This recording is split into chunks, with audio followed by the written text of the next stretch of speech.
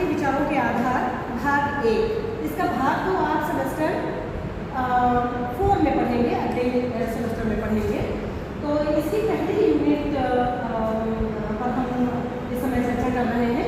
पहली यूनिट है emergence of sociology अर्थात समाजशास्त्र का उदय।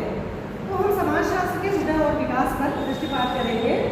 और आप सभी जानते हैं कि समाजशास्त्र का जन्म पश्चिम में हुआ, यूरोप में हुआ और फ्रांस में हुआ। ठीक है, तो फ्रांस में पश्चिम में समाजशास्त्र का उदय और विकास हुआ, और जिसके हम कारणों को भी चिन्हित करेंगे कि समाजशास्त्र के उदय और विकास के क्या कारण रहे हैं। जो सबसे प्रमुख कारण था वो ये था कि एक नए प्रकार के समाज का उदय, एक नया औद्योगिक समाज जो कि पूर्ववर्ती समाज से बिल्कुल भिन्न था। पहले का समाज सामंतवादी समाज था, परंपरा का समाज था।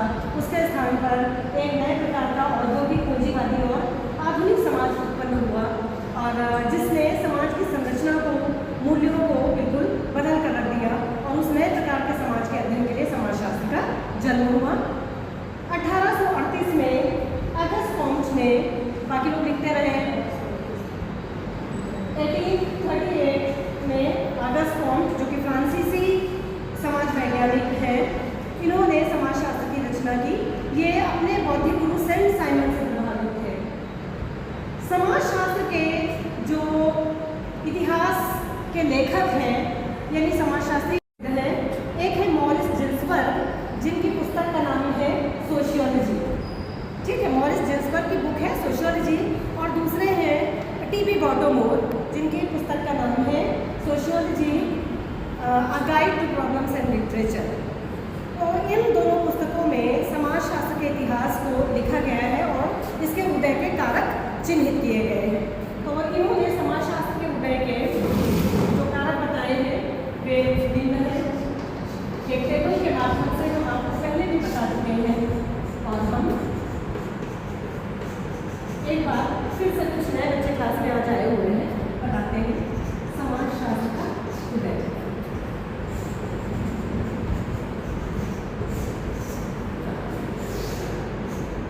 इसके दो प्रकार के कारक हैं।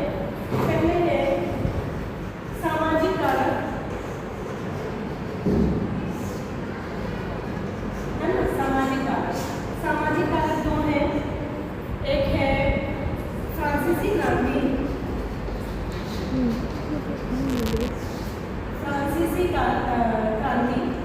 फ्रांसीसी क्रांति प्रमुख रूप से राजनीतिक विकास से संबंधित है। राजनीतिक संरचना में परिवर्तन किया, जिससे पूरा विश्व, न केवल फ्रांस बल्कि पूरा विश्व प्रभावित हुआ।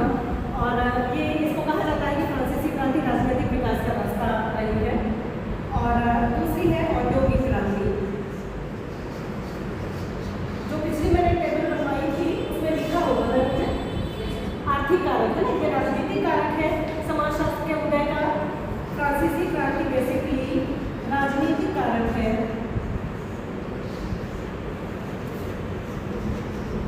और औद्योगिक क्रांति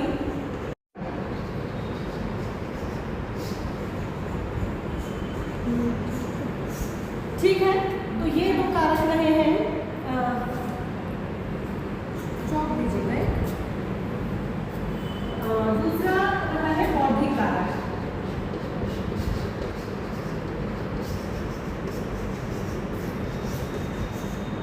ठीक है, बौद्धिक कारक 4 रहे हैं। पहला है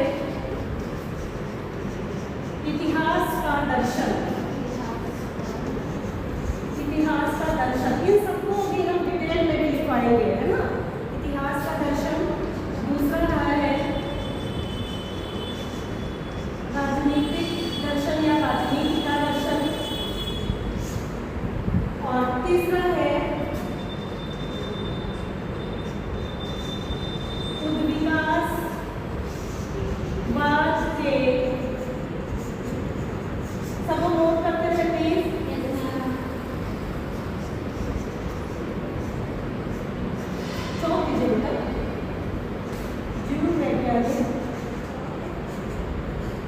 सिद्धांत और चौथा है सामाजिक सर्वेक्षण एवं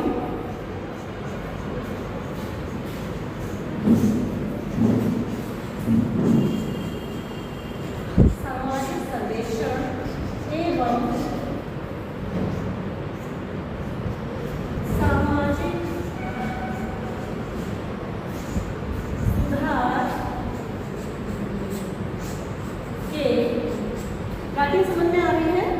यस मैम।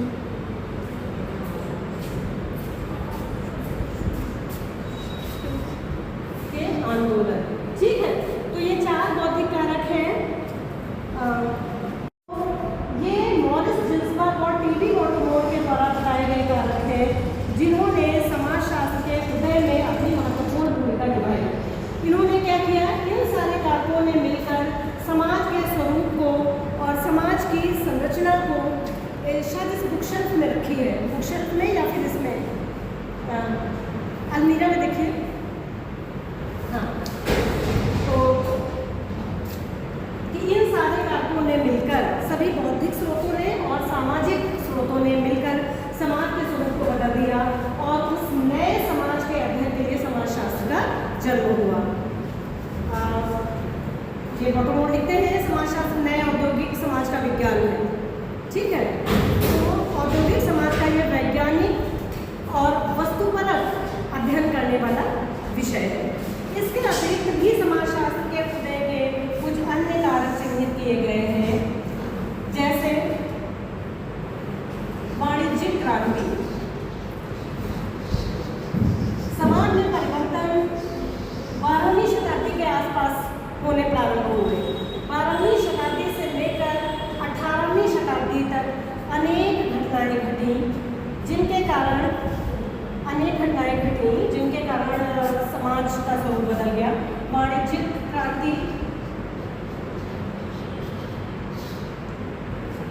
नेक्स्ट है प्रबोधन, जिसको इनलाइटनमेंट कहा जाता है ना, प्रबोधन। और फिर है वैज्ञानिक क्रांति,